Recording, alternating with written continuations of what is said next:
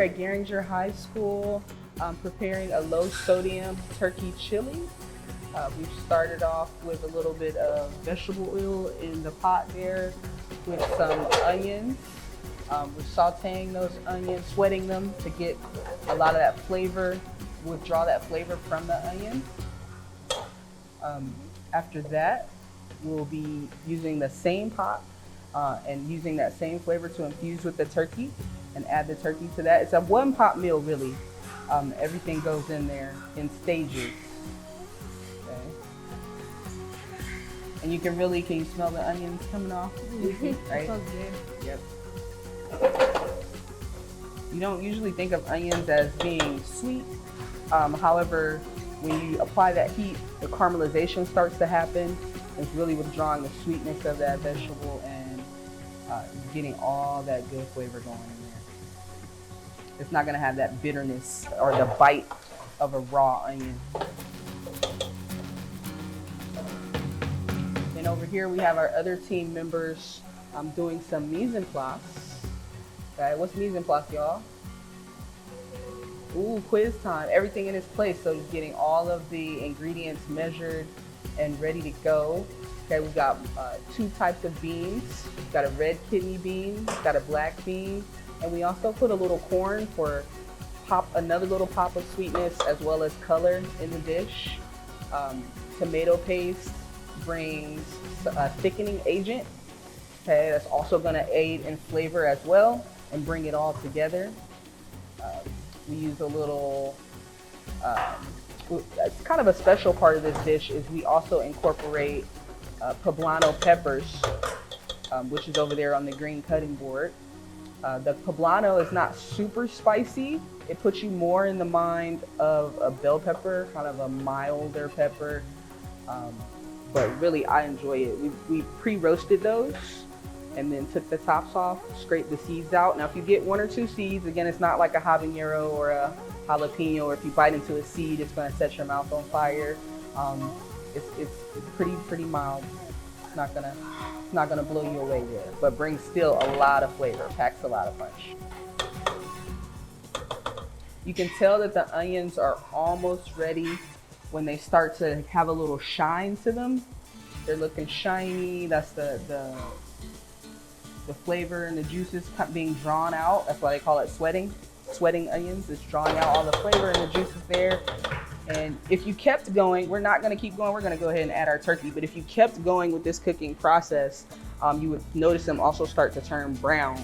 And if you've ever had a caramelized onion, maybe on a burger or on a salad, something like that, it's a different stage. Takes a little bit more time, but also very, very good. Very good flavor there. All right, so we've got our ground turkey in. Now you can use any type of meat that you prefer. We went for turkey because this is more of a healthier, low sodium option here. You could use pork, you could use beef, you could use a combination. It's really personal preference. You just keep in mind if you did use a meat with a higher fat content like a beef or something of that nature, it's going to produce more fat typically. So you would have to you may have to drain some of the fat off, maybe not. Just depends on what grade of meat you have.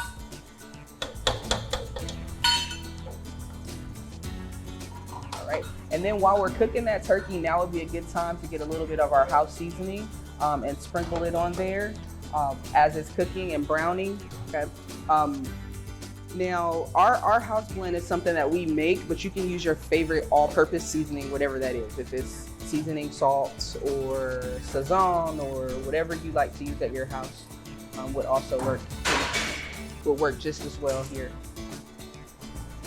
In that house seasoning, we can't tell you all of our secrets, but there's some kosher salt, a little oregano, Italian seasoning, brown sugar, black pepper. If you wanted to go, you can just do a little even, come up high, a nice even coat there.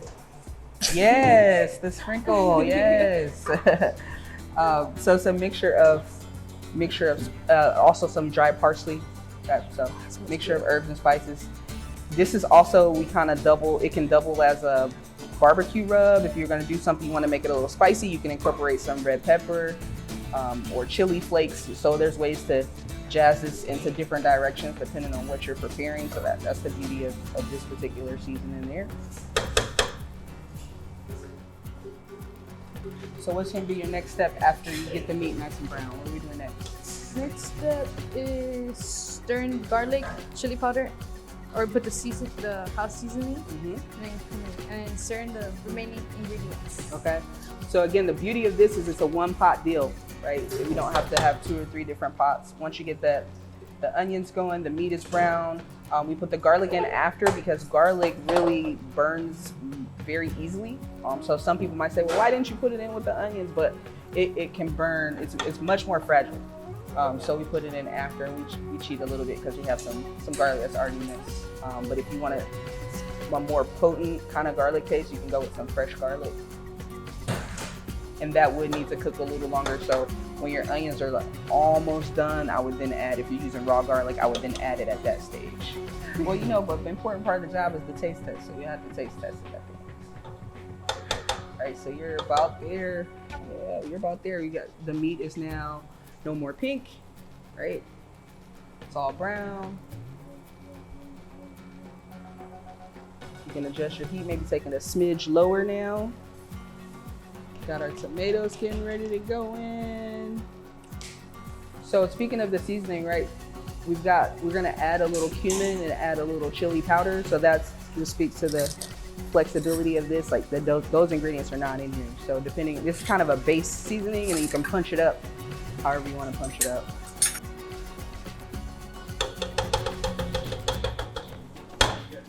All right, and whenever you're ready, you're free to start adding all those other components.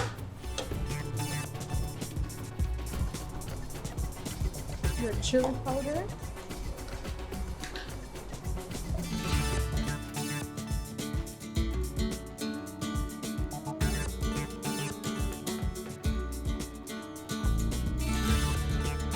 Yep, got your corn. We got some chicken stock. We got some tomato paste. Put in the chicken.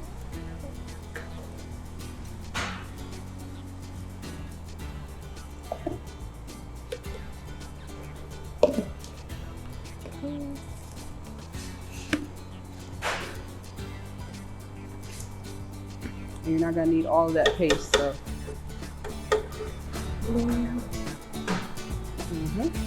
Corn is in.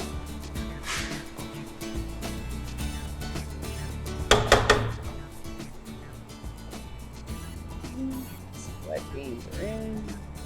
Also with the beans and the vegetables, you can make this to your preference as well.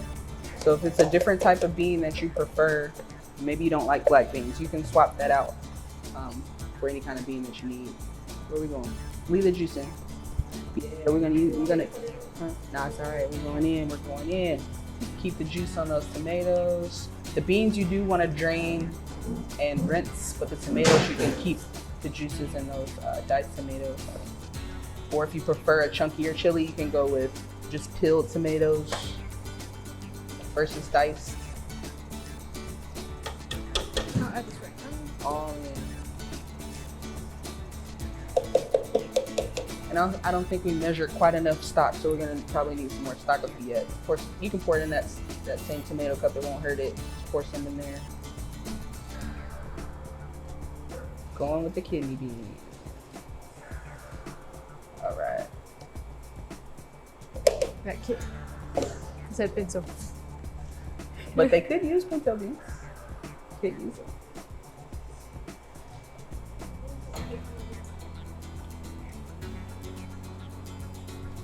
Actually, the stock that we're using today, we made in class. This chicken stock was just, it just adds such a better, deeper dimension of flavor when you make your own stock. If you need to, you can buy the box stuff or the canned stuff, but it's just something about when it's fresh. We're gonna need enough to cover, I don't know how much we started with, but enough to cover the beans. So fill that up about halfway, and then we'll adjust. Now we're gonna add the chicken base.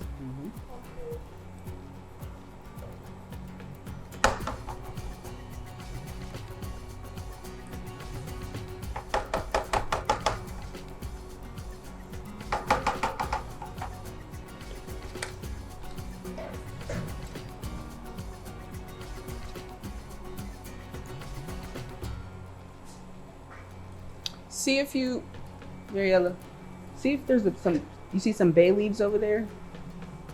Mix it all together.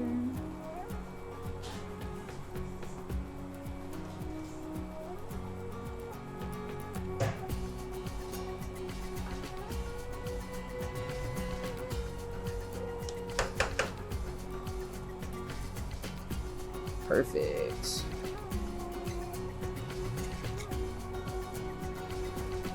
Yeah, there we go. So we're just about there now. And this recipe is one that we actually adapted. It's not exactly the original recipe, but any kind of soup or anything with that's broth based, I really love to just throw a bay leaf or two in there. It brings another little layer, dimension of flavor. Kind of that draws out that savoriness to balance out the sweetness of the corn and the tomatoes and the tomato paste. Okay. So I'm gonna go ahead and drop that in there.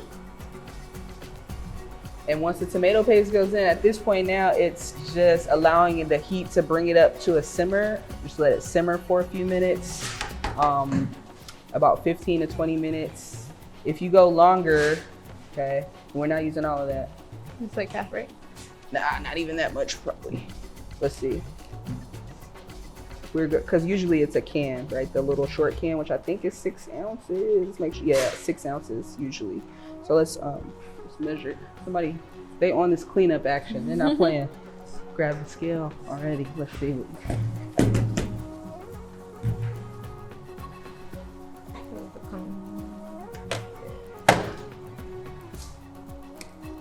All right, let's use that.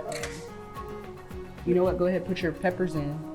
Yeah. And then we'll use that container to measure out your tomato paste. So our poblano's going in.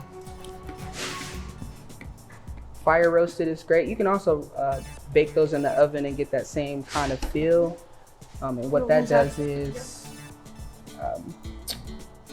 makes it easier to peel. It takes some of the bite out of the bitterness out of the pepper and just left with that sweet and savory. Before you take that, can you use that little spoon? Measure out 6 ounces of tomato paste into from here to here for me. 6 ounces. Yeah. It's gonna be a good amount.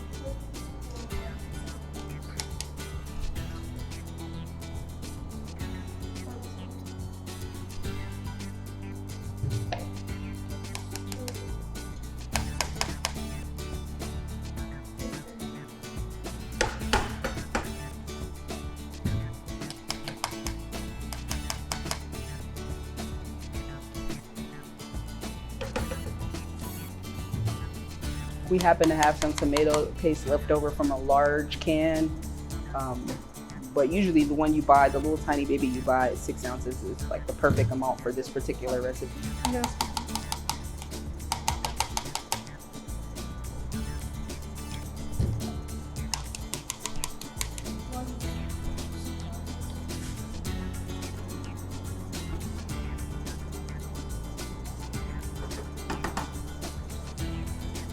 All right, so once all ingredients are incorporated, we're looking for that simmer, which is tiny little bubbles happening around the surface, not a roaring boil. Looking for it to come to a simmer. At that point, you would start tasting, all right, and seeing, okay, do I want to adjust my seasoning? Do I need to add a little bit more salt, a little more pepper, maybe house seasoning, whatever it's to taste, season to taste at that point. And after that, it's ready to go. All right, y'all, we got the simmer, we got the bubbles happening. You can put the dirty spoons in there. What you think? That was good. A little more house seasoning? Okay.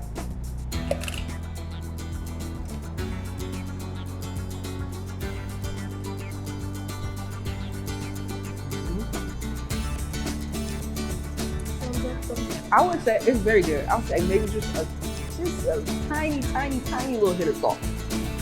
Just the tiniest little hit. Not too much will take it over.